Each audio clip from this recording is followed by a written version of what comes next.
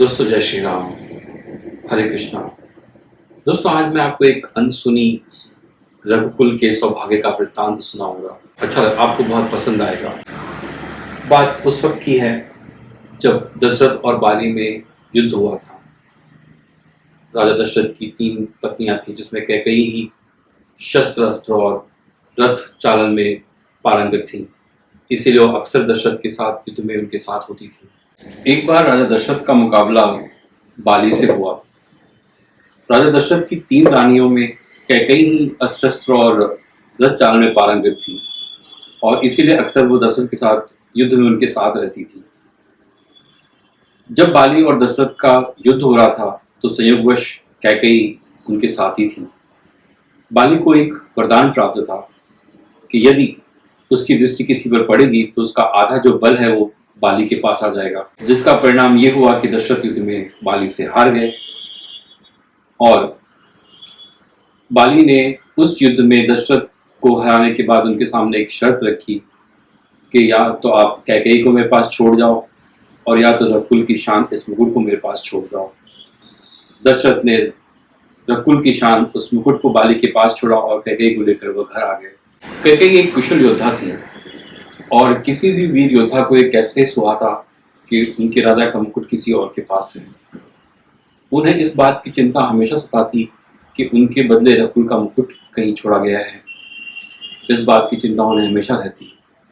जब श्री राम के राज तिलक का समय आया तो राजा दशरथ और कैकेयी ने आपस में एक दूसरे से वार्तालाप की। यह बात सिर्फ वह दोनों ही जानते थे। रघुकुल का मुकुट ससम्मान वापस आए, इसलिए उन्होंने राम के वनवास का कलंक अपने ऊपर लिया और राम के वनवास जाते समय उन्हें हिदायत दी कि बाली से रघुकुल के मुकुट को वो वापस ले आए। प्रभु श्री राम ने जब बाली को मारकर गिरा दिया तब श्री राम और बाली में संवाद हुआ।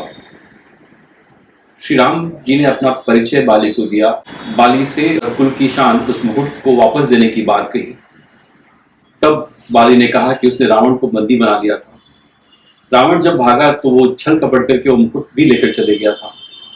इसलिए हे प्रभु, आप मेरे पुत्र को अपनी सेवा में रख लीजिए, वो अपनी जान खेलकर उस मुकुट को वापस लेकर आएगा। जब बाली पुत्र अंगद श्री राम जी के दूत बनकर रावण की सभा में गए तो उन्होंने अपने पैर जमीन पर टिका दिए और वहां उपस्थित सारे वीरों को उन्होंने चुनौती दी कि उनका पैर हिलाकर दिखाएं।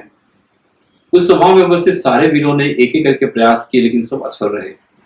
तब रावण अंगद के पैर को हिलाने के लिए झुका और जैसे ही वह झुका उसके सर पे रखा हुआ रघुकुल का मुकुट गिर गया। अंगद वह मुकुट लेकर वापस आ गए। ऐसा प्रताप था रघुकुल के उस मुकुट का। दशरथ ने गवाया तो उन्हें पीड़ा भी झेलनी पड़ी और प्राण भी गंवाने पड़े। बाली को भी अपने प्राण गंवाने पड़े। बाली से रावण लेकर भागा। रावण से जब अंगद जी वह मुकुट वापस ले आए तो रावण को भी काल का मुंह देखना पड़ा। कैकेयी जी के कारण ही रघुकुल की आन बची। यदि कैकेयी ने श्री राम जी को वनवास ना भेजा होता तो रघुकुल का सौभाग्य कभी प्राप्त न होता। कैकेयी ने रघुकुल के हित में बहुत बड़ा कार्य किया। उन्होंने सारे अपयश और सारे अपमान को झेला। इसीलिए प्रभु श्री राम को माता कैकेयी बहुत सर्वाधिक प्रिय थी और वो उनसे सर्वाधिक प्रेम करते थे। राम राज्य बैठे तिहु लोका, हर्षित भय गए सब शोका। जय श्री राम।